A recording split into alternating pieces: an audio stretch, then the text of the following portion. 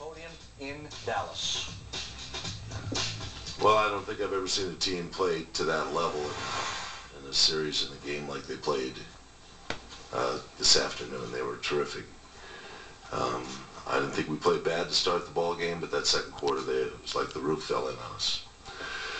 I wasn't happy with the way our players exited the game, and Lamar and Andrew's part, it was unnecessary. But I know they were frustrated. And Berea was one of the guys that did really frustrate us tonight. Other than that, you know, the Lakers will have to go back and put it back together again to, you know, have a team that comes back and challenges next year. Questions? Are you stunned that 6 days ago the Lakers were talked about as the favorite to win the West, and here you're sitting now? No, I'm not. Why not? I think I told you guys all along that Dallas is a very good team. We had the same record they had during the season. And, you know, they played better as a team than we did. You had said a couple of times during the season that, or at least expressed some doubt about your own team. And were you kind of worried in the back of your mind after New Orleans gave you such a hassle in the first round that this, you know, might happen? Well, you know, there's a way we could play that we could win ball games. We had to play a style that was refined and a pace that was ours. We were able to do that for 3.5 quarters, both the first and the third games in this series. But we weren't able to finish them off. And, you know, that's the difference. Perhaps Dallas is a little deeper team, a little more talented off the bench than we were. And it came to bear during the course of this playoffs. Have you coached your final game? If so, what are the emotions of the moment? It feels really good to be ended in the season, to be honest with you. I came back this last year with some trepidation. You know, Kobe's knee was an issue, and obviously our team was older. The thrill of trying to chase a three-peat is always an exciting thing. But yes, I knew it was a big challenge for this team to three-peat. We'd gone to the finals, and to go back twice and win it after losing in 2008 puts a lot of strain on a basketball club. From all angles, personalities, spiritually, physically, emotionally. Getting charged up for game after game and assault after assault when you go in and play teams. So, you know, it was a challenge, and a challenge bigger than we could meet this year. Are you final game, though, Shane? This was your last game? Was this your final game? I haven't answered that, have I? Phil,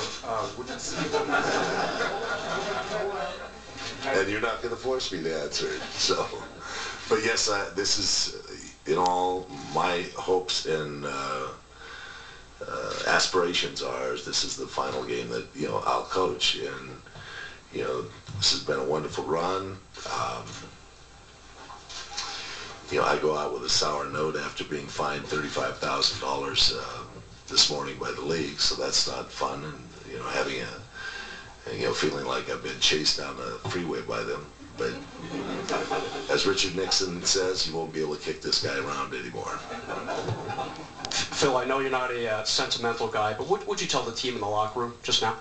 We were disappointed the way we finished the game. You know, we wanted to have a good game. I didn't like the way Andrew and Lamar finished it, like I mentioned just now. We ran into a buzzsaw today. Sometimes, you know, you can't get a win. You'd like to have an opportunity to challenge, but we didn't. you were trying all the timeouts and everything else in the first half. As this game got away from you and you're sitting there realizing it's your last game, what's going through your head? Well, you know, we had 9 stops in succession, I think, in the beginning of the second half. And that's what I asked the club to do. Come on out and get some stops. You know, make them have to think about scoring. And let's get ourselves going offensively. You know, we didn't get that other part going. We got our defense going a little bit, and our starters, you know, proved who they were. But we just couldn't get scoring. That's when I knew that it was going to be a difficult Phil, challenge to finish that game. Phil, Excuse me? would you dispute any assertions that you guys quit out there in any way, shape, or form, given the magnitude of the game for them and for you? Well, there's a couple. I felt there's a couple players that felt daunted by the energy in the game and just their game was depressed. I don't know if they were personally, but I really felt that there was a couple players that just didn't step into the performance that I'd like to see them step into. Phil, you comment on the coaching job Rick Carlisle did this year? Rick did a great job out there coaching. Their little zone was effective today. It wasn't effective most of the games, but today it was effective in the second quarter. He used his players, Stoico and Terry and Berea, effectively off the bench. Their defense was capable of our shutting our big guys down in the paint, although last game we kind of smothered them in the paint, but today we couldn't get it done. The last time we lost to the Celtics, team with most of the same roster came back and was able to win 2 championships. In this group, a little bit older now, would simply being recharged and maybe re-energized be enough, or do you think there need to be major changes to the roster? Well, that's not my decision to make. That's Dr. Buss's, and ultimately with Mitch Kupchak, they'll put it together. But it's a great franchise, and we all know that they always come back and get themselves back in the race. So the Lakers are going to survive and do well. You're like, the second person. You seem already a little bit of a disassociation viewing them as the second person. Well, my companion and sweetheart is running the organization from the business end, so I know I'll be involved somewhere along that line. So there's still a we to be uttered? Yes. I'm glad you came back this year. I mean, I know you had to be almost talked into it. Are you happy with doing it? Yes, I am. As much as we struggled at certain times during the year, there was a real bond that was with these guys that was terrific. And they worked real hard. They tried to do their best. It almost seemed like it was like you had to try. Was that, if you had this in front of you, you had to try? Yeah, it was a challenge that would have been unfortunate if I wouldn't have taken it up. Phil, do you think ultimately it matters to the team how they lost, only that they lost? Yes, I agree with you on that. And what kind of grades that? The score's immaterial. The games in 1 and 3 were the ones that hurt. And to surface and come back in game number 4 seemed to be too big a job for this team this year at this time. It's a surprising comment you made. 2-time defending champs. Some players are daunting by the atmosphere tonight, or whatever word you use. Depressed, I did say.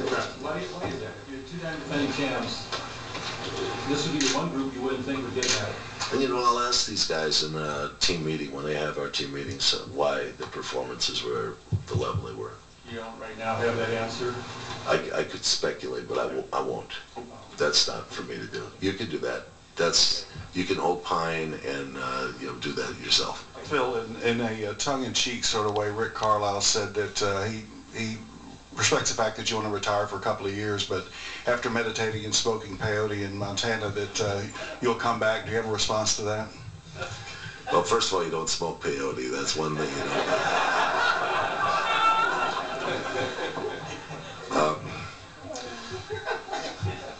What my trainer, who's been with me for a number of years, Chip Schaefer, sent me a brief web page about Casey Stengel when he lost at 70. The Yankees lost to the Pittsburgh in a dramatic 7-game series, and they said he was too old to coach anymore. And he said, "I'm sorry I was 70, I'll never do it again." I thought it was kind of clever and humorous in its own way. But, there's a point when you do feel like, there's a group of young people that are coming this direction, young coaches that are coming up that, they deserve their chance. And I've had a great opportunity in a, 20-year run here with the coaching teams. You talked about the bond that the team had this year. What will you miss about the locker room or the experience of NBA coaching? Well, mostly it's about the staff and the coordination between them, and it usually takes place on the practice court. How guys work and how the coaching staff works together and how the players support each other and play. Out of your 5 championships, which one is the sweetest one? The Lakers.